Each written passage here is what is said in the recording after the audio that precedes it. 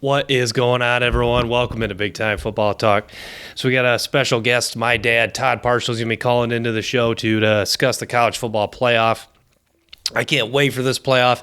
As you know, I'm a Michigan fan, and my team has made it. They got the number 2 seed. We'll take on the Georgia Bulldogs. So I won't touch too much on it because I'm going to ask my dad, questions about the games, and we'll have some good discussions about, these matchups coming up. But yeah, make sure you guys stay tuned. There's a lot of good bowl games. I know a lot of guys opting out are not going to play. Some of the notables, Thibodeau has declared for the draft number 2 prospect on Mel Kiper's big board. And Winfrey, the defensive tackle for Oklahoma. And who else? Is that I'm not going to go there because I'm not sure if he's playing or not. But it's very exciting.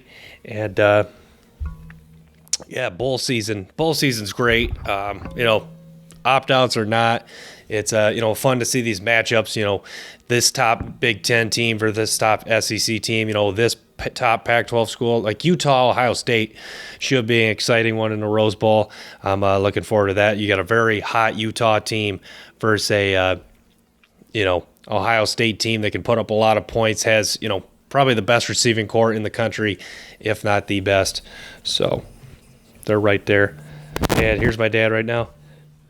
Hey, Dad, can you hear me? Yeah. Hey, Brant. Hey, Dad. So, I want to start with the first matchup in the Cotton Bowl Classic, Cincinnati, number 4 Cincinnati versus Alabama. First question, Dad, do you think that Cincinnati can compete in this game? Honestly, I think it's going to be a blowout. I don't think so. I mean, I give Cincinnati a lot of credit. I think they deserve to be in the playoffs, but I don't give them any chance at all against Alabama. Yeah, it's going to be tough, and it could be one of those games where it's just Cincinnati's depth is just kind of dwindled down in the second half. Like I thought it might be close in the first half, and then you really see kind of the depth chart take over. Just announced today that Josh Jobe is going to be out, the cornerback for Alabama, and then obviously John Mechie tore his ACL. But Dad, what do you think? What do you think this would mean for the non-Power 5 moving forward if Cincinnati moves in? Do you think that they'll, be less likely to put in a team like Cincinnati or SMU or Houston or one of those guys?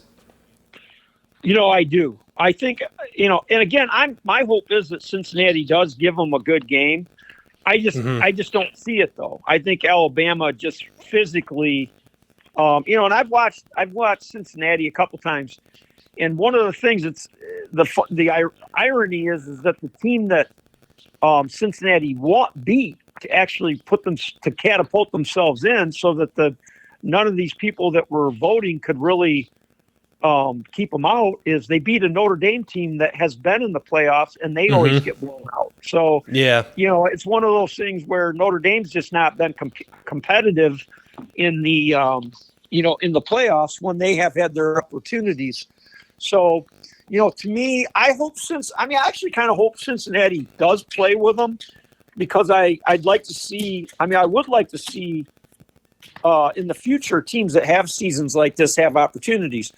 But I just don't see it happening though. I just think Alabama, talent-wise, it'll probably be, I would say, at least a 30-point difference. Yeah, I can definitely see that. And it's one of those things like, Dad, you and I have always touched on, like, if they played in the regular season and you kind of caught, Alabama not playing up to their full speed, you might catch them. But it's one of those things in a championship game like this, it's so hard for Cincinnati's best to beat Alabama's best, But no, I agree. I think what you made a good point. If you got a regular season game and you catch Alabama where maybe they're looking ahead. I know as much as Saban does a great job of getting his teams ready to not look ahead, but there could be, they're looking ahead to playing another team. And you get Cincinnati shows up and they play play a great game and they keep it close. Mm-hmm. I don't really see a team. I don't see Cincinnati ever beat. They could play 10 times. They're never even going to be close to Bama, I don't think. But I'm just saying, could they keep it close maybe in a regular season, but in a playoff game, Saban has Alabama just exactly where he wants them. And the best thing that ever happened, and he kind of talked about that rat poison, is he literally's got a team that's got a chip on the shoulder. Mm-hmm. And that, when you're able to do that with Saban as coach, I mean, this team is really rolling right now. I mean, I think they'll take care of Cincinnati pretty easy. Yeah, it should be interesting. Herbstreit said they have a chance, or said they could compete, but compete doesn't always mean it'll be close. But to the next game, number 2 Michigan versus number 3 Georgia. I know this is what team you and I will be rooting for, Dad. But I just want to ask you, what do you think the keys for Michigan are if they want to beat the Georgia Bulldogs New Year's Eve? Well, I think one of the things that with football, I hope Michigan, what do we got? A 3-week period where they're not, they're off, because Michigan is playing their best football right now. And, Georgia, you and I watched them earlier in the year. And I mean, honestly, I didn't think anybody would touch Georgia early on. Yeah. I mean, and then you watch Bama put 40 on them, and I was like shocked.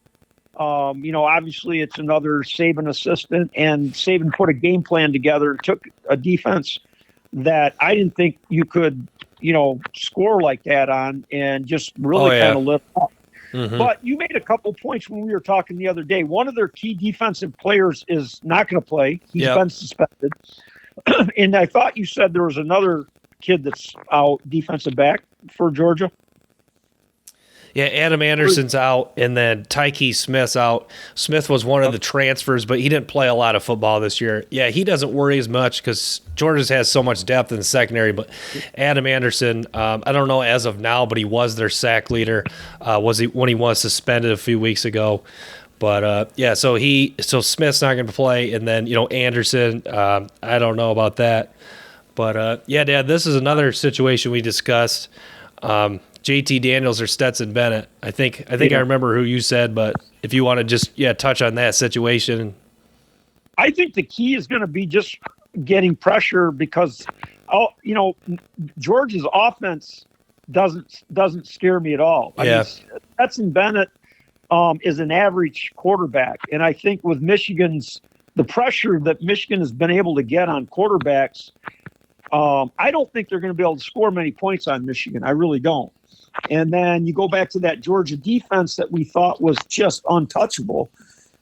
You got a Michigan team that's playing the best offense. I mean, they're playing 1970s football. They look like a Bo Schembechler team. I mean, they are dominating with the offensive line. They're running the football.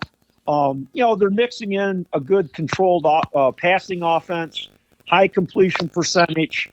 To me, I think that, I like the matchup with Georgia. I actually think Michigan's going to win. I've actually got it. I've got it 28-14 Michigan. I really don't think Georgia's going to be able to score beyond 14 points against Michigan. That defense for Michigan is playing great right now. And we saw it with Iowa. And, what's funny is, you kind of look at Iowa's offense, you look at Georgia's offense, similar. It just not a lot of, to me, Georgia just isn't the traditional speed all over the field offense. They don't really have a back. I've watched them a few times this year, and it's always been that defense that I thought would be really untouchable. And, we see that they're maybe not as good as what we thought, or I don't know, or maybe Alabama is that good. I'm not sure, because, to score like they did this last week was really a shock to me. It really, after watching Bama not be able to move the ball at all for the most part against Auburn, and then to show up the next week and just totally put it on a Georgia defense. But that matchup, I like Michigan. I got them 28-14. I think it's going to be a great showdown with Bama and Michigan. That will be a great game. And I don't want to get ahead I don't want to get too ahead, but I mean, for predicting, that's what I've got. I see Michigan pulling it out. Yeah, it should be good. And New Year's Eve, December 31st, both games will be played Cincinnati, Alabama at 4:00, and then Michigan, Georgia at 7:30, both on ESPN. Should be good. Yeah, would love to see Michigan compete, and yeah, should be exciting. Thanks so much, Dad, for calling in. I'll let you go, but yeah, always great to have you on. All right, great job on that on your show, bud. Awesome. Thanks, Dad. Okay, take care. Yep. Talk to you later. Bye. Yep. Bye. So there you have it, guys. That's my dad giving his thoughts on the game. Thank you so much for the continued support of the channel, and make sure to like and subscribe if you enjoy this content. Until next time, peace.